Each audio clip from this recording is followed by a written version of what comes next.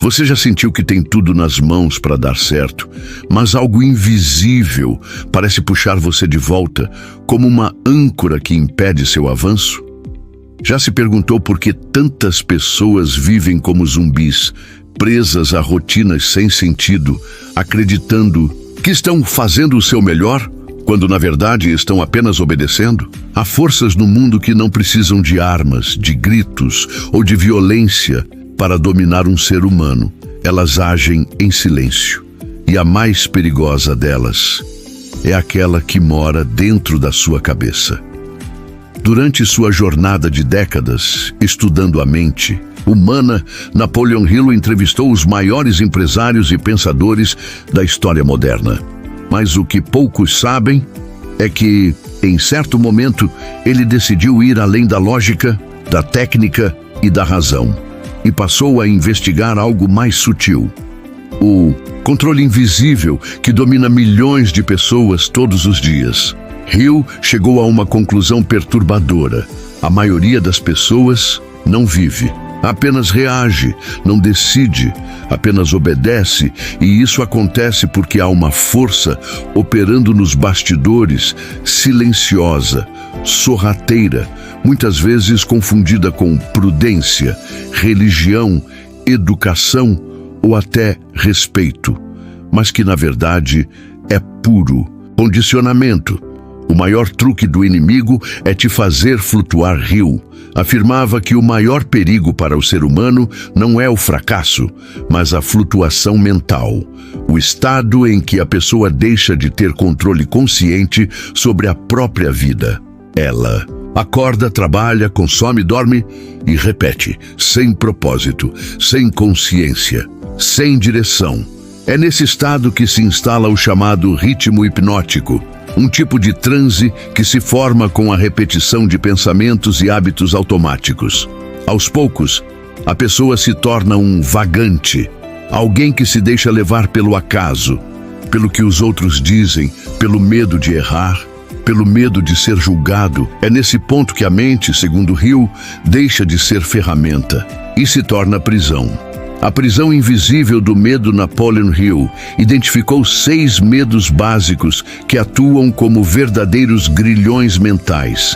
Medo da pobreza, medo da crítica, medo da doença, medo de perder o amor de alguém, medo da velhice, medo da morte. E esses medos são alimentados todos os dias por conversas, notícias, tradições, propagandas e até pelas instituições que deveriam libertar a mente. Pense bem, quantas vezes você deixou de seguir um sonho por medo de não ter dinheiro? Quantas vezes silenciou uma ideia por medo do que os outros iriam pensar?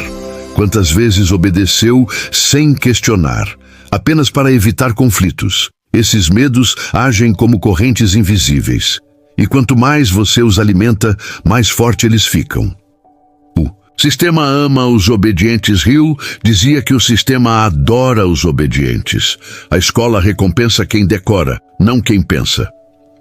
A religião tradicional muitas vezes estimula o medo, em vez da fé. Os governos investem em controle e não em liberdade mental.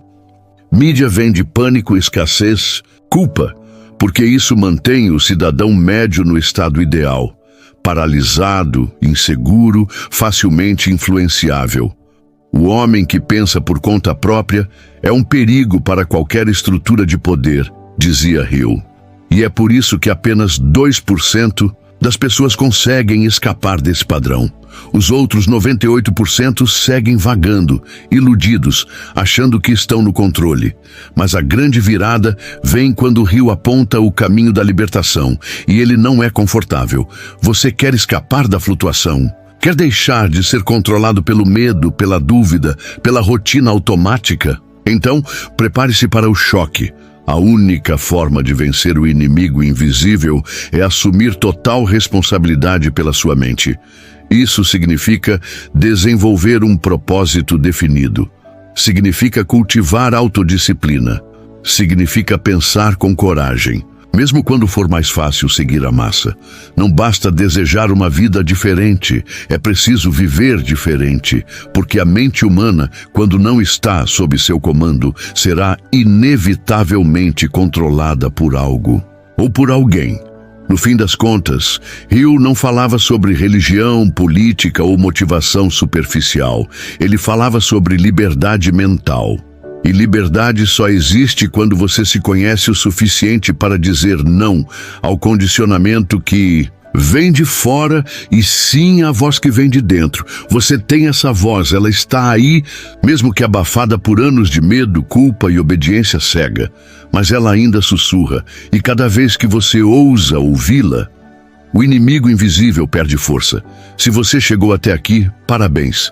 Não é todo dia que alguém encara a si mesmo no espelho da consciência. Mas pense com atenção, o que te impede hoje de assumir o controle da sua vida?